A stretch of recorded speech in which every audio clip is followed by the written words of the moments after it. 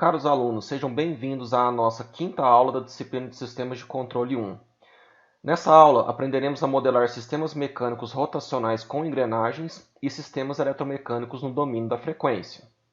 Agora que somos capazes de determinar a função transferência para sistemas mecânicos rotacionais,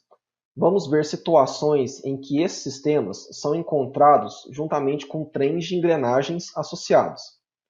As engrenagens oferecem vantagens mecânicas aos sistemas mecânicos rotacionais, permitindo o casamento entre o sistema de acionamento e a carga mecânica, sendo utilizados em situações que exigem mais torque e menos velocidade e vice-versa. A iteração linearizada entre duas engrenagens é representada por essa figura que vocês estão vendo,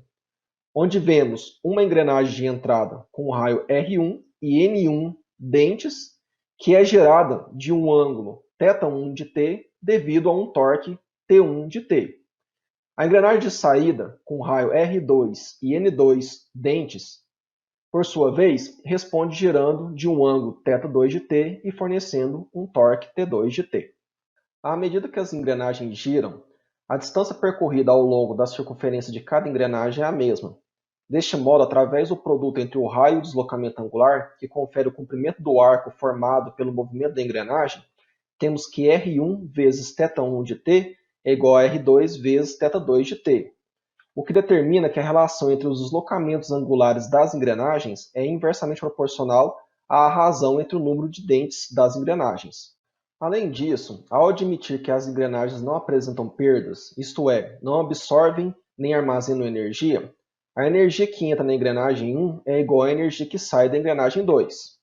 Assim, uma vez que a energia translacional de força vezes deslocamento se torna a energia rotacional de torque vezes o deslocamento angular,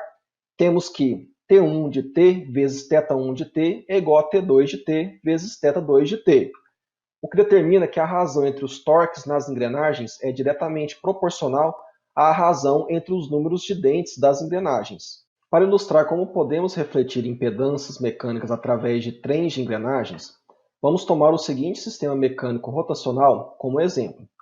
Por inspeção, chegamos nessa equação do movimento, evidenciando o deslocamento angular e o torque do lado da engrenagem 2. Conforme vimos, a razão entre os deslocamentos angulares das engrenagens é inversamente proporcional à razão do número de dentes, e a razão entre os torques nas engrenagens é diretamente proporcional à razão entre o número de dentes. Assim, podemos reescrever a equação trabalhando com o deslocamento angular e o torque do lado da engrenagem 1. Dessa maneira, chegamos no equacionamento final analisado do ponto de vista da engrenagem 1. Assim, chegamos à conclusão de que as impedâncias mecânicas rotacionais podem ser refletidas através de trens de engrenagens, multiplicando-se as impedâncias mecânicas pelo quadrado da razão entre o número de dentes da engrenagem do eixo de destino e o número de dentes da engrenagem do eixo de origem da impedância. Vamos agora aplicar neste exercício os conceitos de engrenagens vistos anteriormente, onde determinaremos a função transferência θ2 de S sobre o conjugado T de S para esse sistema mecânico rotacional. Primeiramente, vamos substituir os valores dos elementos passivos por suas impedâncias mecânicas e substituir todas as variáveis temporais por suas transformadas de Laplace. Uma vez que o objetivo é determinarmos a função transferência que relaciona θ2 de S com T de S, vamos refletir para o lado da engrenagem 2 tanto as impedâncias que estão do lado da engrenagem 1, como as impedâncias que estão do lado da engrenagem 3. As impedâncias que estão do lado da engrenagem 3 podem primeiramente serem refletidas para o lado da engrenagem 1, onde o momento de inércia de impedância 200S² e o amortecedor viscoso de impedância 1000S serão multiplicados pelo quadrado da relação entre N1, que é o número de dentes da engrenagem 1, engrenagem de destino, por N3, que é o número de dentes da engrenagem 3, engrenagem de origem. Em seguida, vamos refletir tudo para o lado da engrenagem 2, onde todas as impedâncias do lado da engrenagem 1 e as impedâncias do lado da engrenagem 3 refletidas para o lado da engrenagem 1 serão multiplicadas pelo quadrado da relação entre N2, que agora vai ser o número de dentes da engrenagem 2, que é a engrenagem de destino,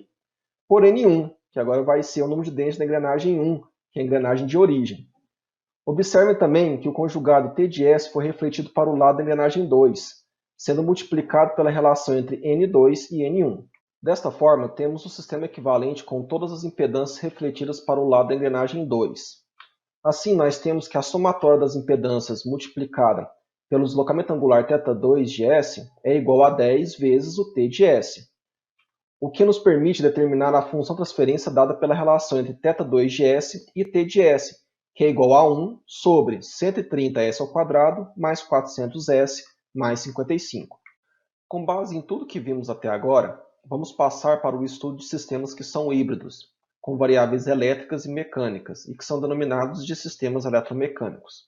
Bom, um motor é um componente eletromecânico que produz uma saída de deslocamento para uma entrada de tensão, isto é, uma saída mecânica gerada por uma entrada elétrica. Neste ponto da nossa disciplina, iremos deduzir a função transferência para um tipo particular de sistema eletromecânico, que é um motor de corrente contínua.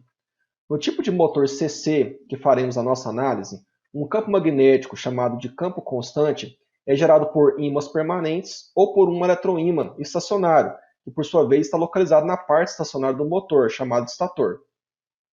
O circuito de armadura, através do qual circula a corrente IA de T e que fica localizado no elemento rotativo do motor, o rotor, ao se movimentar, passa ortogonalmente através desse campo magnético constante e é submetido a um torque resultante que faz o rotor girar. Vale lembrar que um condutor movendo-se ortogonalmente a um campo magnético gera uma diferença de tensão entre os terminais desse condutor, denominada de força contra-eletromotriz, o VCE de T. Analisando o circuito da armadura, chegamos na equação de malha dada por EA de T menos VRA de T menos VLA de T menos VCE de T, que é igual a zero,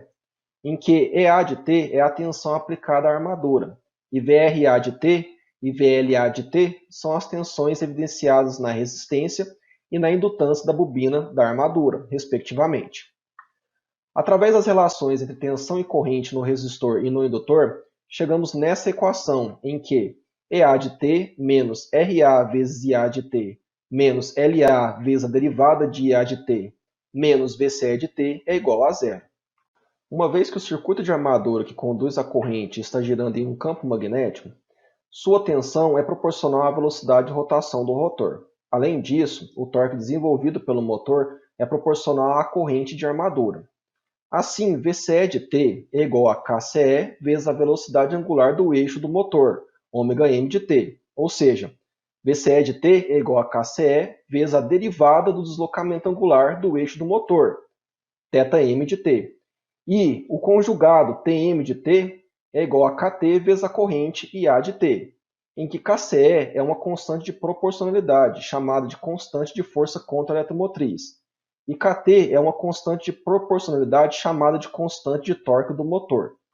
Desta forma, a equação da malha do circuito de armadura pode ser reescrita, substituindo-se VCE de T por KCE vezes a derivada de θm de T e IA de T por Tm de T sobre Kt. Aplicando a transformada de Laplace para condições iniciais nula, na equação que encontramos,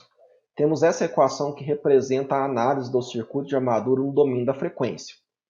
Podemos simplificar o equacionamento assumindo que a indutância de armadura LA é pequena comparada à resistência de armadura, RA, o que é usual para motor CC. Assim, reduzimos a equação para EA de S menos RA sobre KT vezes Tm de S menos KCE vezes S vezes θm de S, que é igual a zero. No que diz respeito à parte mecânica do motor, o eixo do motor conectado a uma carga mecânica pode ser representado através de uma inércia equivalente, Jm, na armadura,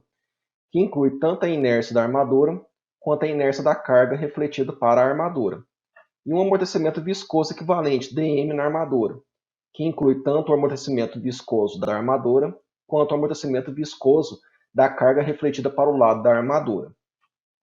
Assim, a equação do movimento no domínio da frequência desta parte do sistema é dada pela soma das impedâncias mecânicas multiplicada ao deslocamento angular θm de S, sendo tudo igualado ao torque Tm de S.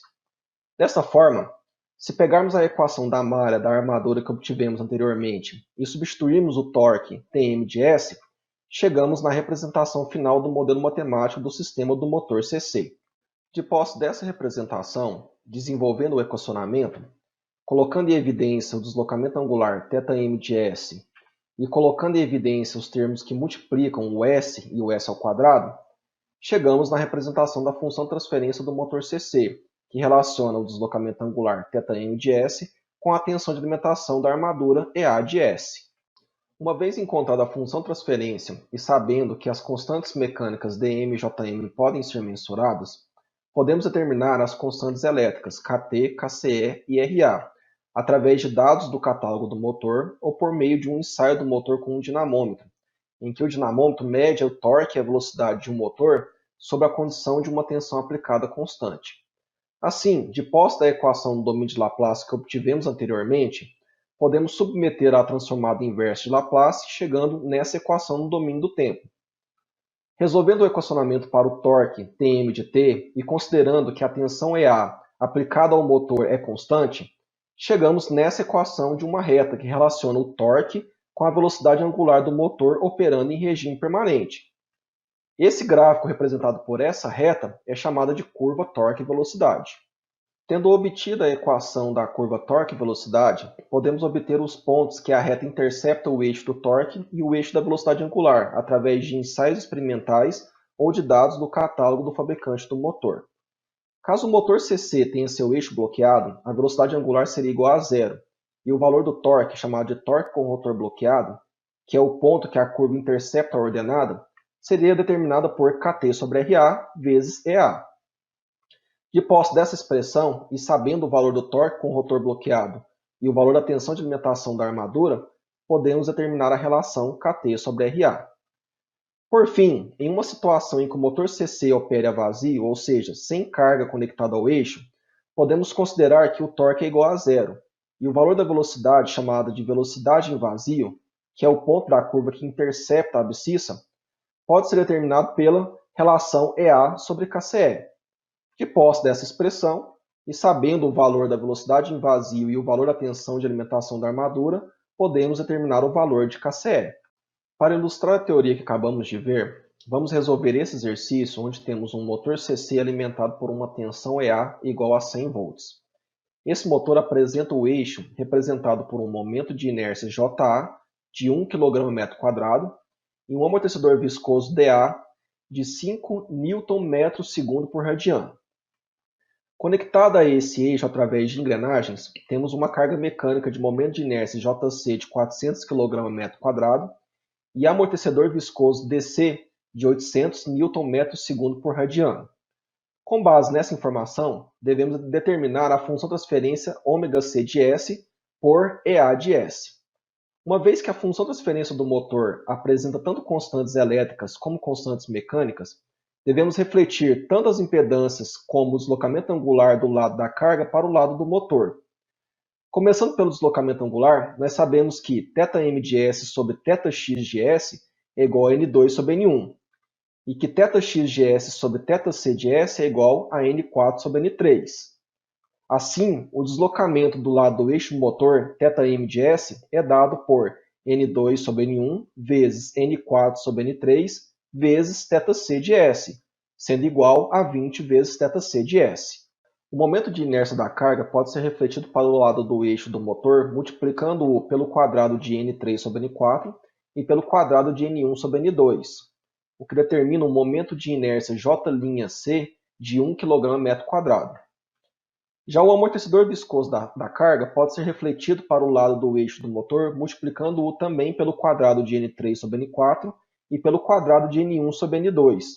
o que determina um amortecedor viscoso D'C de 2 Nm/s por radiano. Desta forma, o momento de inércia total, determinado pela soma entre o momento de inércia do eixo do motor e o momento de inércia da carga refletido para o lado do eixo do motor, é dado por 2 kg/m². O amortecedor viscoso total, por sua vez, é determinado pela soma entre o amortecedor viscoso do eixo do motor e o amortecedor viscoso da carga refletido para o lado do eixo do motor, e é dado por 7 Nm/s por radiano.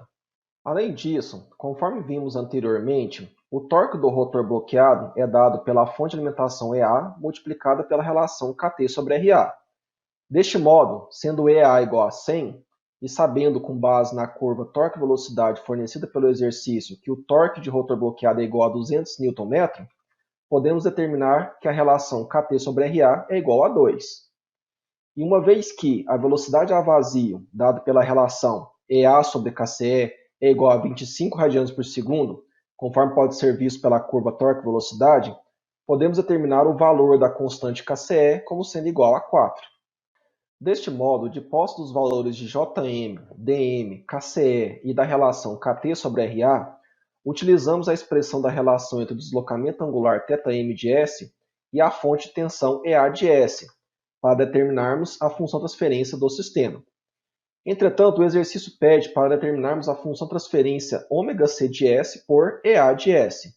Com essa informação, e sabendo que θm de S é igual a 20 vezes θc de S, e que o deslocamento angular na carga θc é o resultado da integração da velocidade angular ωc, que no domínio da frequência significa que θc de S é igual a ωc de S sobre S,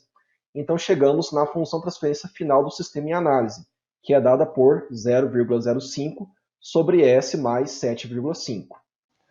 Com isso, finalizamos mais uma aula. Na próxima aula, daremos início à modelagem no domínio do tempo, também conhecida como modelagem no espaço de estados. Abraço!